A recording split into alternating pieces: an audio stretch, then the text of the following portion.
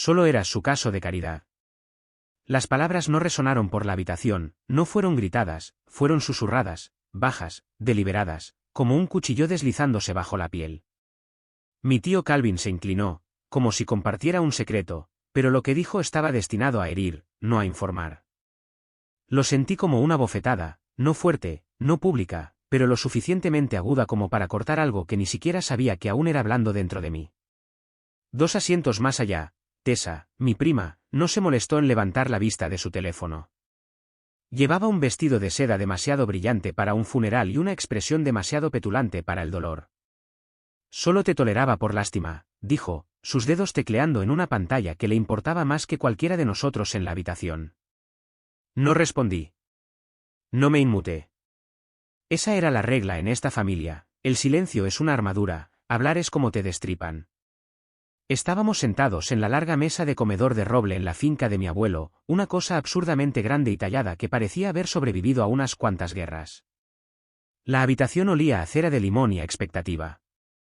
Pinturas al óleo de parientes muertos nos miraban desde marcos dorados, como si estuvieran observando para ver quién heredaría su trono. A la cabeza de la mesa estaba sentado Calvin, con el aspecto de quien ya había tomado posesión de la habitación, la casa, el legado. Tessa se recostaba a su lado como una reina en espera, girando un mechón de cabello platinado y sonriendo a algo en su teléfono. Yo solo era Sarai, vestida con un sencillo vestido negro sin etiqueta, el cabello recogido, la espalda recta. Me aferraba al borde de mi silla como si soltarla pudiera hacerme caer al vacío. Había venido porque pensé que debía, no porque esperara nada. Mi abuelo, Howard Monroe, me crió después de la muerte de mis padres, pero el amor nunca fue parte del trato. Era un hombre de sistemas, eficiente, frío, estructurado. Proporcionó techo, comidas, tutores privados, pero nunca afecto, nunca un abrazo, nunca un tú importas. Y aún así, tontamente, una parte de mí había esperado que tal vez, solo tal vez, me hubiera acogido por algo más que el deber. El abogado, el señor Blanchard, se aclaró la garganta. Era todo lo que un abogado de familia debería ser, traje impecable, bien afeitado, voz tranquila y sin emociones. Había trabajado con los Monroe durante décadas y probablemente era la única persona en esta casa que me había tratado con una decencia básica. Abrió el testamento y me preparé para lo que ya sabía que venía. Calvin fue nombrado primero. Obtuvo las propiedades de la finca, la cartera de bienes raíces y los autos antiguos que no se habían conducido en años. Tessa fue la siguiente. Recibió un considerable fondo fiduciario y las joyas familiares, piezas tan antiguas y ornamentadas que pertenecían a un museo, no a su Snapchat. Esperé y esperé. Mi nombre no apareció. Entonces, por un segundo, el señor Blanchard dudó.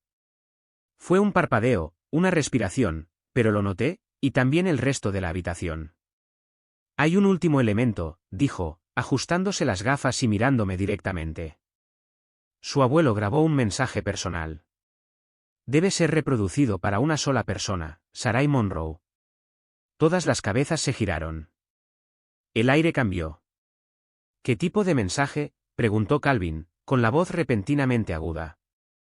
Un vídeo, dijo el señor Blanchard, sacando una pequeña memoria USB plateada de un estuche de cuero. Fue grabado poco antes de que el señor Monroe falleciera. Fue muy específico, no debe ser compartido, discutido ni reproducido en esta habitación a menos que Sarai dé su consentimiento. Tessa puso los ojos en blanco. ¿Estás bromeando? ¿Un vídeo? Eso es lo que obtiene. Calvin no se rió. Me miró como si le hubiera robado algo. Y yo simplemente me quedé sentada en silencio, observando. Mis manos estaban entrelazadas en mi regazo con tanta fuerza que no podía sentir mis dedos. No sabía qué diría el mensaje. Una parte de mí no quería escucharlo en absoluto, no si confirmaba lo que habían estado diciendo durante años, que nunca fui más que una sombra temporal en esta casa, un recordatorio de algo trágico con lo que nadie quería lidiar. Pero algo en la cara del señor Blanchard me detuvo. No me miraba con lástima. Parecía firme, como si esto importara. Así que asentí. Mientras el señor Blanchard conectaba la memoria USB, la habitación se quedó completamente en silencio. No un silencio respetuoso, sino un silencio sospechoso. Se podía sentir a todos preparándose para algo humillante. Pero antes de que la pantalla siquiera parpadeara, mi mente se desvió brevemente a la infancia, a cuando tenía 12 años y pisé esta casa por primera vez. Recuerdo a Nora, el ama de llaves, siendo la que abrió la puerta. Estaba temblando, no por el frío, sino por el peso de todo: muerte, pérdida, miedo. Me dio una manta, no porque nadie se lo dijera, sino porque vio que la necesitaba. Nora nunca decía mucho cerca de los demás, pero recuerdo que solía dejarme pequeñas cosas: una servilleta doblada con galletas, un suéter que había remendado, libros que pensaba que me gustarían. Y cuando no había nadie alrededor, me llamaba Pequeña Rey, un apodo, el único que tuve. No dejes que te convenzan de que tienes suerte de estar aquí, me susurró una vez. Ellos tienen suerte de tenerte, simplemente aún no lo saben. Estaba equivocada, por supuesto. Lo sabían, simplemente no les importaba. La pantalla cobró vida. Mi abuelo apareció más viejo, más delgado de lo que recordaba, pero sus ojos estaban claros, enfocados, y las primeras palabras que salieron de su boca no fueron frías, no transaccionales. Sarai, si estás viendo esto, entonces me he ido, pero hay cosas que necesitas saber. Y así, la habitación se congeló. La habitación no solo se congeló, se calcificó. La voz de mi abuelo cortó el silencio como una hoja hecha de algo más antiguo que el dolor.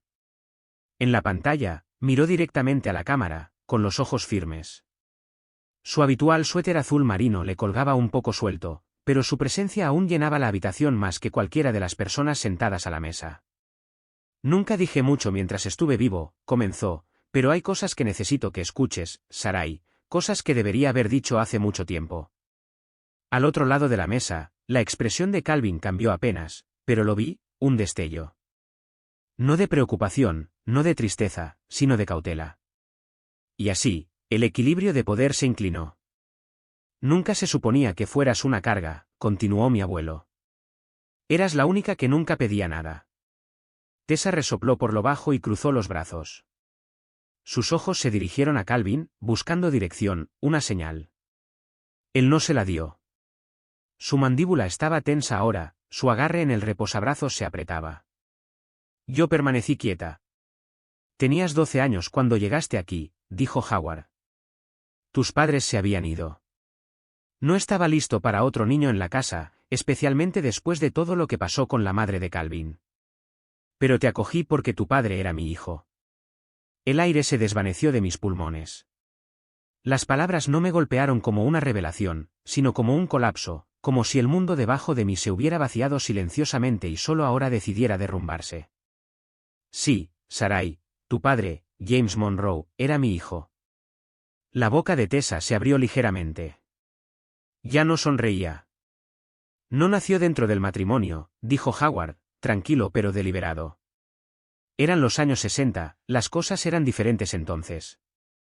Era joven, tonto. Dejé que el miedo y el ego decidieran qué tipo de padre iba a ser. Le fallé a James, y cuando murió, vi una segunda oportunidad en ti. Calvin parecía como si alguien le hubiera quitado el aliento de un puñetazo. Se reclinó en su silla como si la habitación se estuviera cerrando.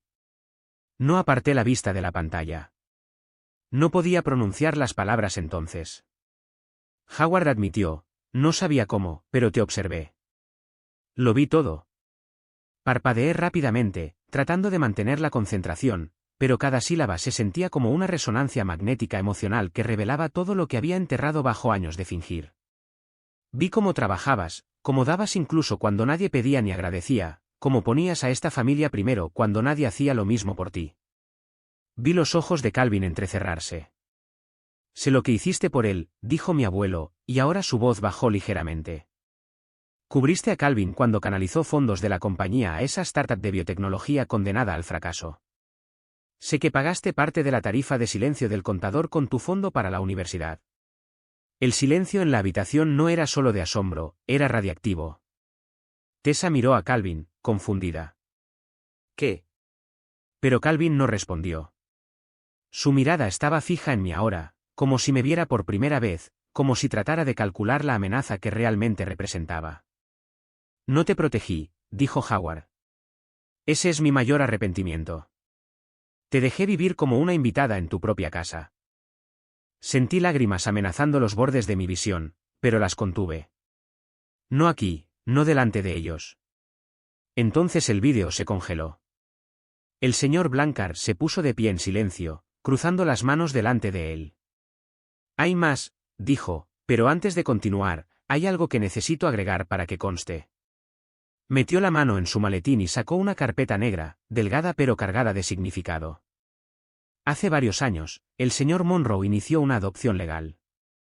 Fue finalizada. Sarai Monroe es, por ley, su hija. Es su única heredera directa. Calvin se puso de pie de un salto. Esto es una broma, ladró. Estaba senil. Esto no es real. El señor Blanchard no se inmutó. Yo personalmente presenté los documentos. Hay firmas notariadas, registros judiciales y una enmienda certificada del certificado de nacimiento. Es totalmente vinculante. La cara de Tessa perdió el color. ¿Estás diciendo que no solo está en el testamento, sino que es el testamento? El señor Blanchard asintió. El señor Monroe dejó el control mayoritario de Monroe Enterprises, la finca y todos los derechos de voto a Sarai. No podía hablar, no podía moverme. Toda mi vida me había convencido de que no necesitaba validación, de que estaba bien con ser pasada por alto, y sin embargo, aquí estaba, innegable. Un hombre que nunca había dicho que me amaba me había dejado la verdad. ¿Sabías de esto?, exigió Calvin, con los ojos clavados en mí. No, dije con voz firme. No lo sabía. Y esa era la verdad. Nunca supe que había tomado medidas legales. Pensé que solo era un recuerdo que toleraba, un fantasma en su casa. Nunca imaginé que me reclamaría como suya, no en papel, no delante del mundo. Antes de que nadie pudiera decir más, una nueva voz llegó desde el fondo de la habitación.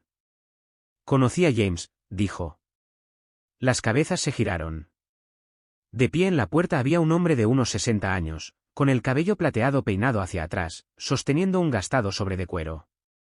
Su voz era tranquila, pero su presencia era innegable. Soy Eli Turner, dijo. El mejor amigo de James Monroe. El señor Blanchard asintió levemente.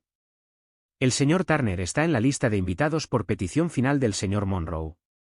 Las fosas nasales de Calvin se dilataron. Esto es ridículo. Pero Eli lo ignoró. Se acercó a mí y colocó el sobre delante de mí. Tu padre escribió esto el año en que naciste. Me lo dio en caso de que algo le pasara y te quedaras sola. Lo miré fijamente. No lo abrí, no todavía, pero el peso en mis manos se sentía más pesado que cualquier joya que Tessa hubiera heredado, más pesado que cualquier llave que le hubieran dado a Calvin. Esta era la parte del legado que nadie podía quitarme. Y de repente, ya no era solo la chica callada en el rincón de la habitación. Era algo más, algo que no podían definir. El silencio después de la entrada de Eli era diferente. No era el silencio tenso y hostil de la sospecha o el frío cálculo que había definido la mayoría de las reuniones de los Monroe.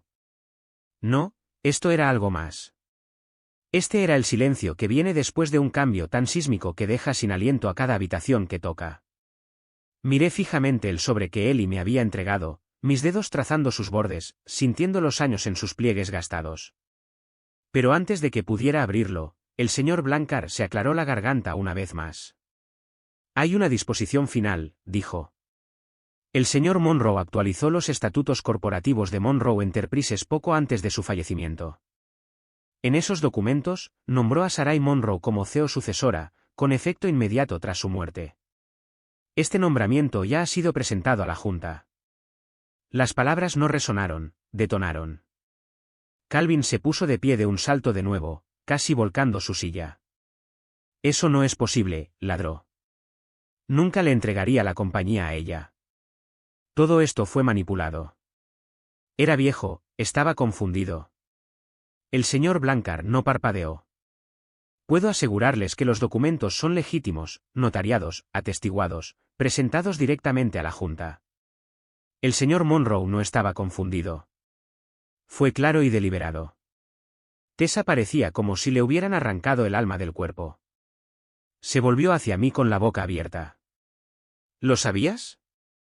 ¿Lo sabías todo este tiempo? No, dije en voz baja, poniéndome de pie ahora. No lo sabía. Y no necesitaba levantar la voz, ya no. Al otro lado de la habitación, capté la mirada de Nora. Estaba de pie en la puerta del fondo, donde nadie la había visto entrar. Parecía mayor de lo que la recordaba, su cabello con más canas que antes, pero sus ojos eran los mismos, amables, alerta, cansados. Dio un paso adelante con algo en la mano, una pequeña grabadora de voz negra. Tengo algo que el señor Monroe me pidió que guardara, dijo con calma. Dijo que podría ser necesario algún día. Calvin entrecerró los ojos. ¿Qué demonios es eso? Nora no le respondió. Caminó hacia el señor Blanchard, se lo entregó cuidadosamente y asintió. Él lo colocó sobre la mesa y pulsó reproducir. La voz de Howard llenó la habitación de nuevo, pero esta vez no era la versión pulida del testamento. Era privada, más íntima, grabada en el estudio, con el débil crepitar de la chimenea de fondo. Nora, si está escuchando esto, significa que la familia lo sabe, y no les gustará. Pero Sarai es la única en este linaje que ha llevado el nombre Monroe con integridad. Nunca lo usó para obtener ventaja, nunca lo deshonró por avaricia. Es la única digna de dirigir lo que construí. La grabación se detuvo. Nora regresó a la puerta. Nadie habló. Tessa volvió a sentarse lentamente, como si sus rodillas pudieran ceder. Esto es una locura. Calvin me miró fijamente, con la mandíbula tan apretada que pensé que sus dientes podrían romperse. Su voz bajó a un gruñido a fuego lento.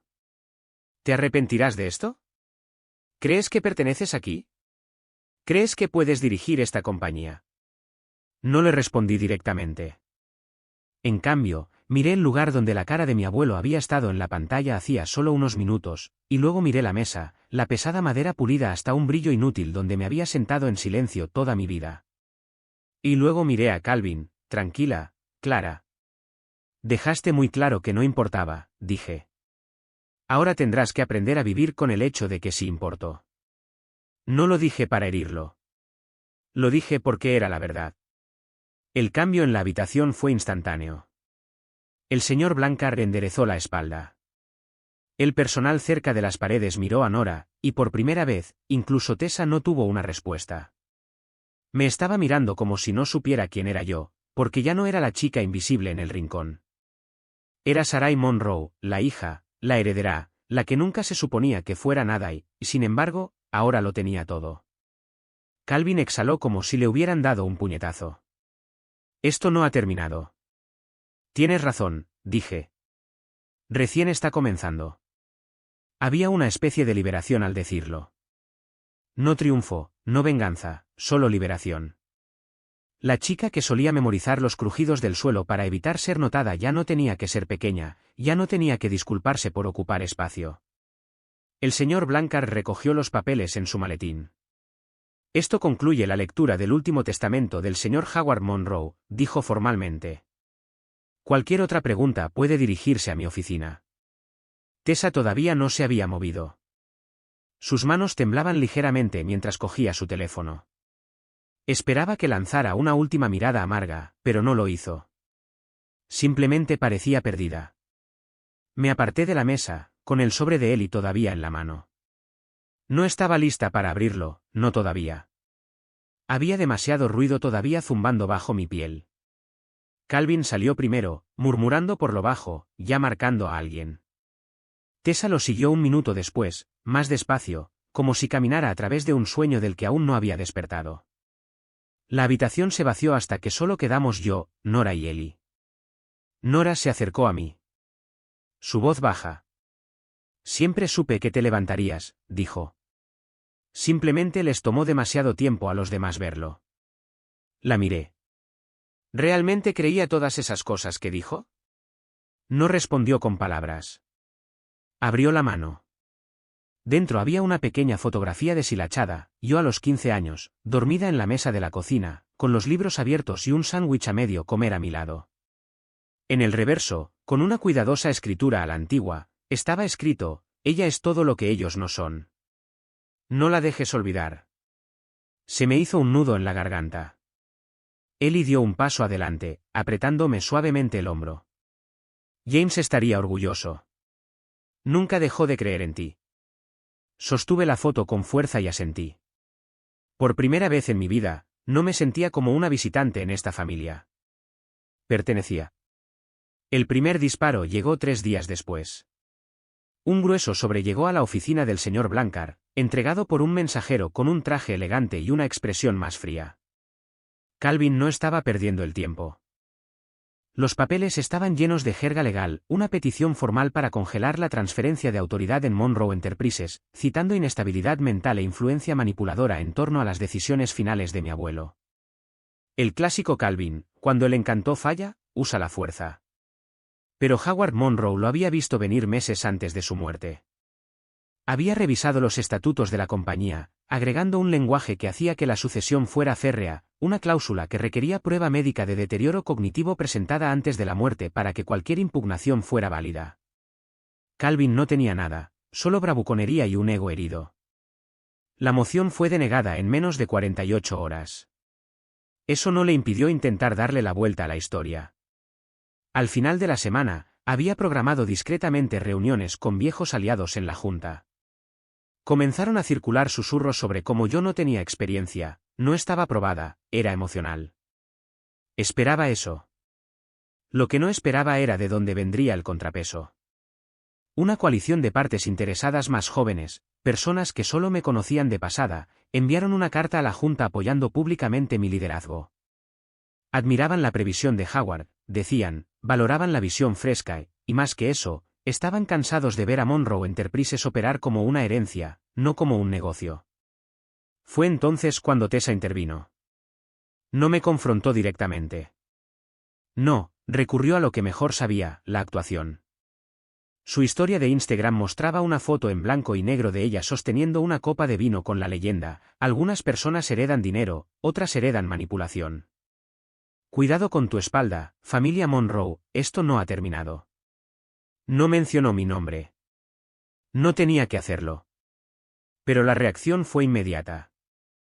Los comentarios inundaron, no de extraños, sino de antiguos compañeros de clase, ex empleados, incluso algunos primos demasiado distantes para importar legalmente, pero lo suficientemente cercanos como para desafiarla. Te reíste de ella durante años, ahora ella es el legado. Imagínate sentirte amenazada por alguien que realmente se lo ganó por una vez. Tessa se quedó callada. Eliminó la publicación un día después, sin disculpas. No respondí. No necesitaba hacerlo. El lunes por la mañana, salí del ascensor y entré al piso ejecutivo de Monroe Enterprises.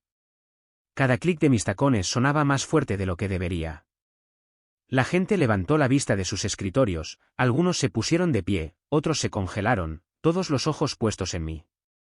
Caminé a través de las puertas de vidrio de la oficina del CEO, mi oficina ahora, y coloqué mi bolso sobre el escritorio. Sin fotos familiares enmarcadas, sin olor a cigarros rancios, solo madera limpia, luz de la mañana y posibilidades. La recepcionista entró vacilante. Señora Monroe, la Junta pregunta cuándo le gustaría programar su primera sesión informativa ejecutiva.